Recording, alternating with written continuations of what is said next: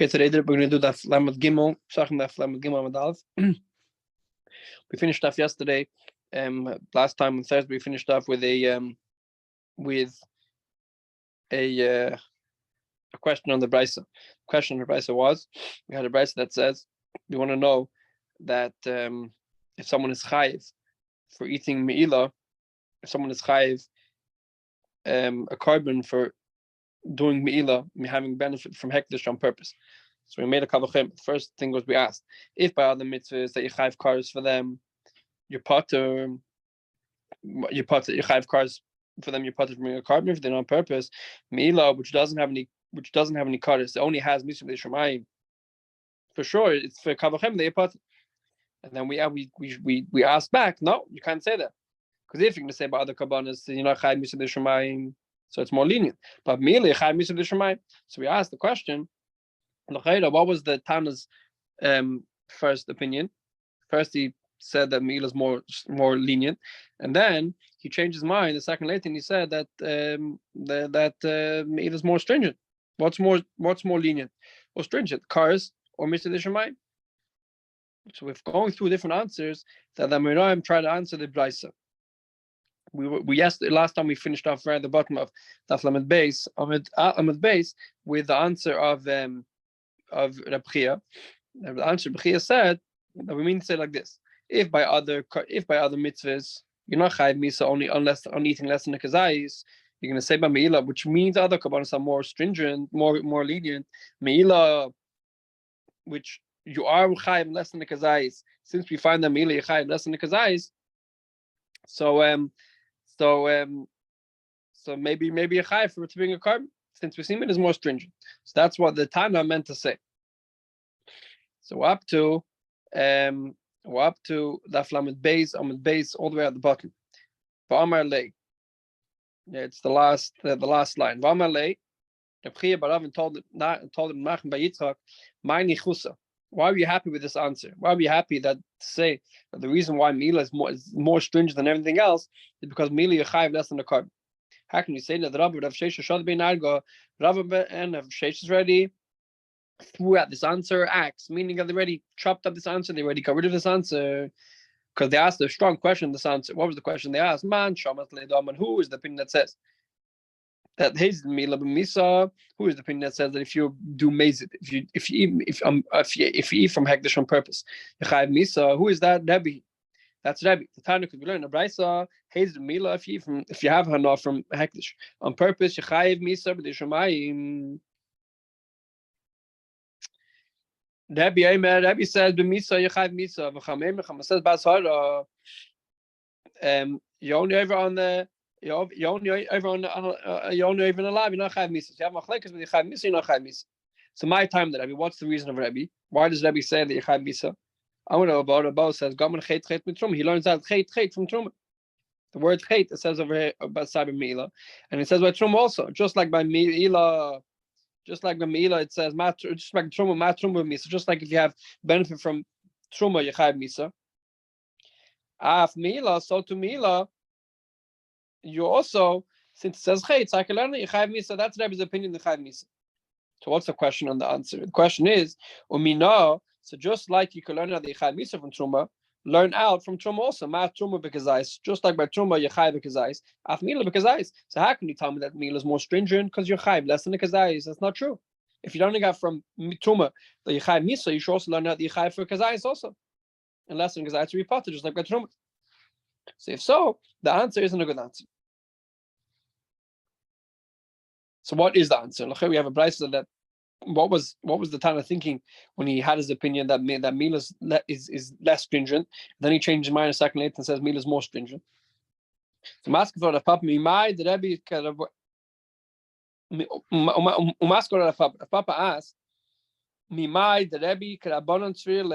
you know that Rabbi holds that by me'ilah chayiv misa?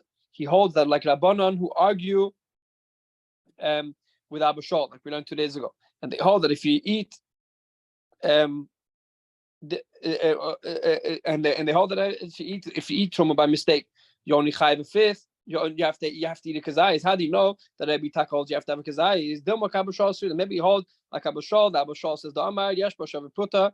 Afa got the less kazayis. Maybe he holds that by abashal, like abashal, which you learned a few days ago, that even less than a kazayis is. So we just try to say. But the question was that Rabbi learned that from Truma. That you have to have a kazayis. Who said he learns that from Truma? You have to have a kazayis. Maybe he holds like abashal that it doesn't go by kazayis. It goes by shava pruta. So from here we see, from the fact that Rav Papa going all the way back, from the fact that Rav Papa says that Rabbi holds like Abba Shol, that you only need to have a Shabbat Pruta. From here we see, Rav Papa who the Amad Abba Shol Tarti boy and Shramina Hodabe. So here we see that Rav Papa went back on was retracted his opinion. Just going back, all the way back. We had an argument a few days ago between Abba Shol and Chacham, if you have to have a kazais to be chayiv, or you have to eat a Shabbat Pruta. What's an afkamina? Afkamina if you have a kazayis and it's less than a Shabbat Pruta, or you have a Shabbat Pruta which is less than kazayis. Chacham say yechayiv, and Abba Shal says it has to be worth a Shabbat Pruta. We don't care what size it is. Any person has benefit from hekdesh a Shabbat Pruta, even if it's less than kazayis, is chayiv. And Rav Papa was mechadish that Abba Shal is not arguing with Chacham on all the details. Abba Shal is only coming to add, saying not only does it have to be kazayis, it also has to be a Shabbat Pruta. So according to that Papa, the way it Abba Shal is that you need to have two conditions: sai a Shabbat Pruta and sai kazayis. So from here we see that Abba Shal, that Rav Papa was chayzin himself, because if Rav Papa still holds that Abba Shal needs to have both, why is Abba Shal saying over here that Rabbi holds like Rabbanon, that Rabbi maybe holds like Abba Shal, that you only need Shabbat Pruta. So from here we see that Papa was chayz on his opinion. Okay, so now we're trying to find answers back to our brayso we're dealing with over here.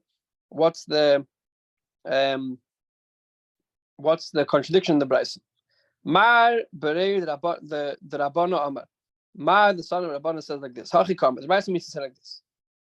Loi, don't learn out meila from other dinim. Why? Because even I'm Mishar mitzvah gam other mitzvahs.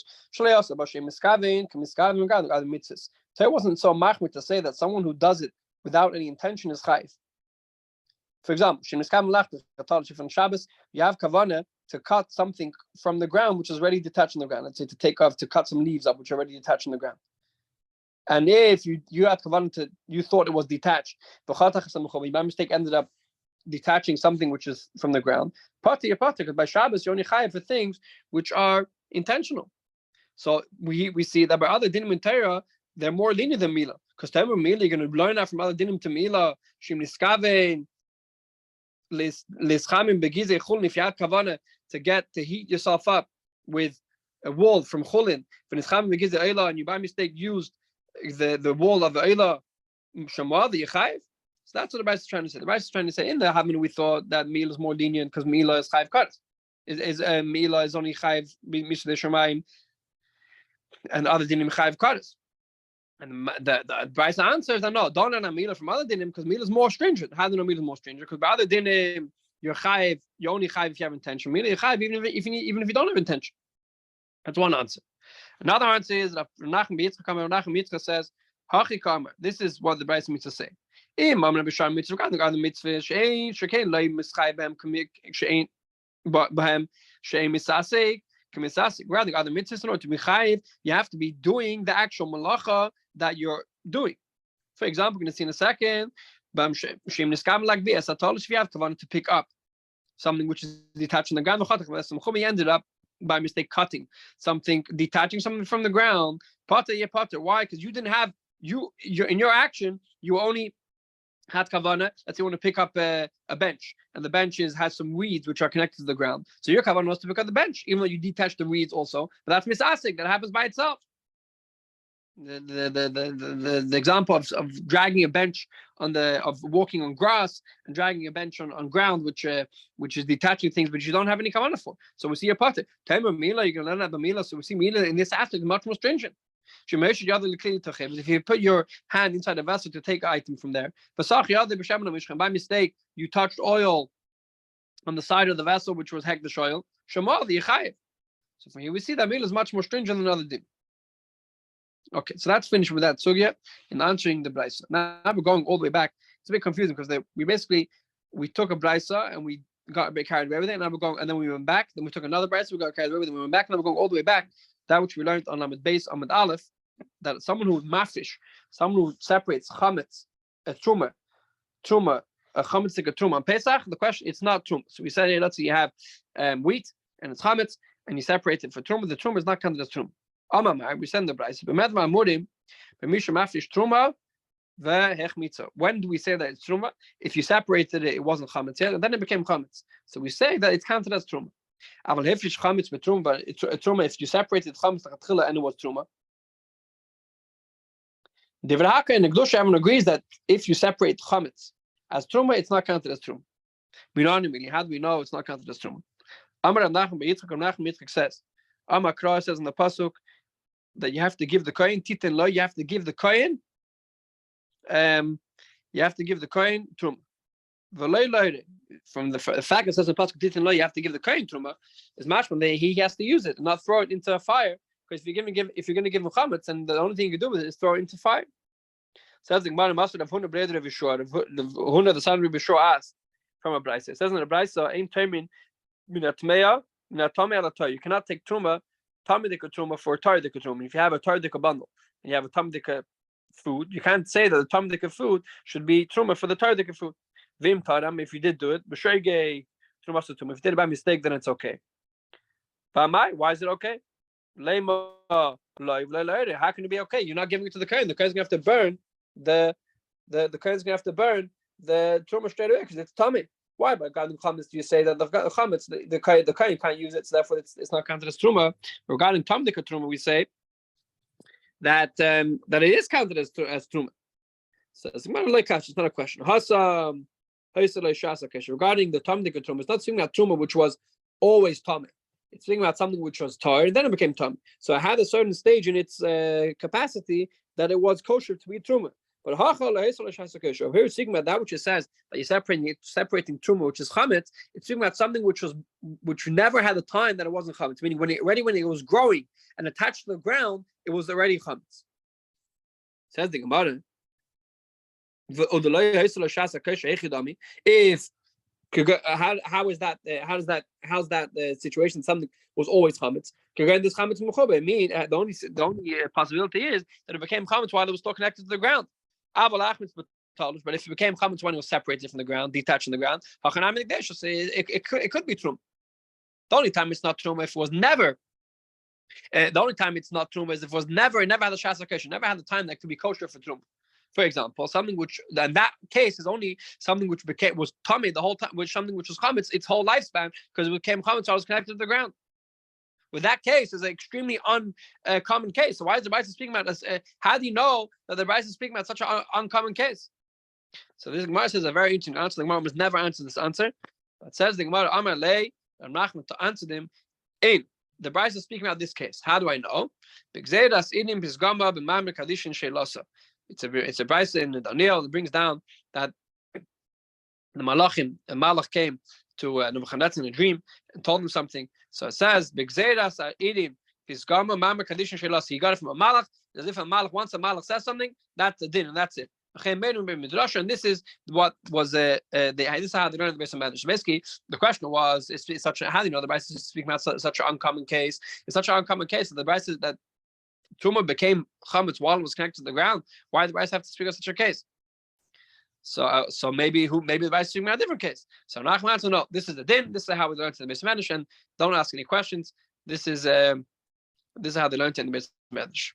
Okay, we're gonna stop over here at the bottom of Daf Lamed Gimel Amid Aleph. Sehr gesund.